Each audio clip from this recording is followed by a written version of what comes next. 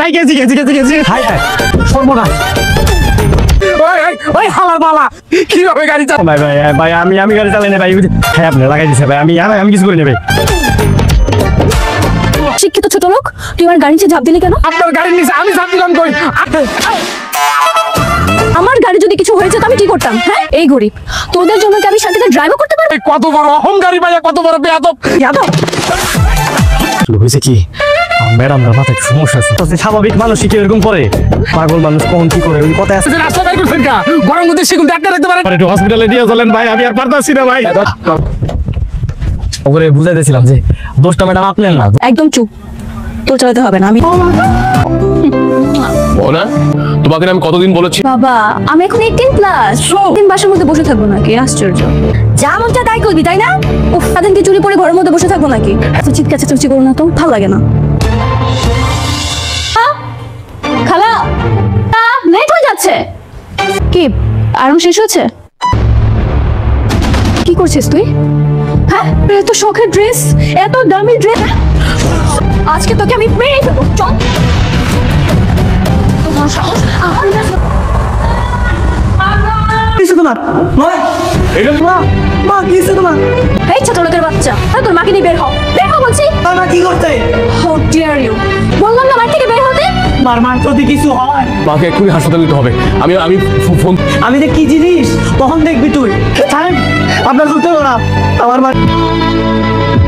আমার মার কি ইচ্ছা আমার মাকে আর কথা কইব না উনি তো ঘুমায় চলে গেছেন কি আমার মার কথা কইব না চান্স গতকালকে আমি তোমার 2 ধরনের পার্টির আয়োজন করেছিলাম সরি বাবু এমন করছো কেন বাসা যে কাজের মূল্যটা আছে না ছোট লোক তাই বলে তুমি আমার পার্টিতে আসবে না আমি তো সরি এমন করছো কেন প্লিজ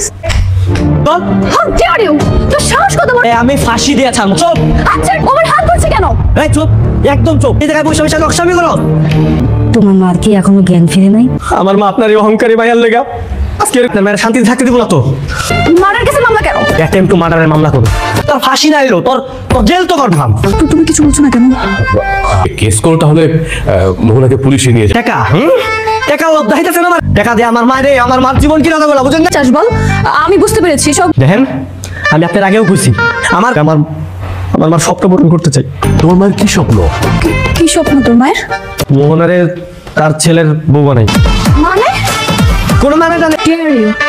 তোর মতো ছোট লোককে আমি বিয়ে করব আঙ্কেল আমার যদি আরেকবার গালাগালি করে আমি কি করে কিভাবে ঠান্ডা করবো বাবা কোনো সমস্যা নাই তো ওই থানায় যাওয়া লাগে যাও কি বলি মাথাটা একটু ঠান্ডা করো আর কোনো অন্য উপায় নাই বিকল্প কোনো ব্যবস্থা আছে কিনা একটু ভেবে দেখা যায় না আমার মা যেরকম চাকরানির মতো মানুষের বাসায় কাজ করছে আমাকে দেখে কোথায় গেলে কাজের লোক মনে হচ্ছে তোর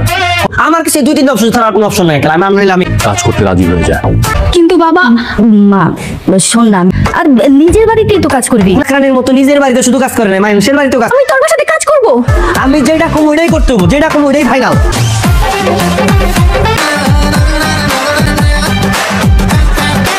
এটা হলো আপনার রান্নাঘর ঠিক আছে করব মানে এটা কি ওরে বড় লোকের বেটি ওই যে মাটির চুলা ওটার মধ্যে এখানে আমি রান্না করবো কিভাবে এখানে আমার মা যদি এখানে রান্না করতে পারে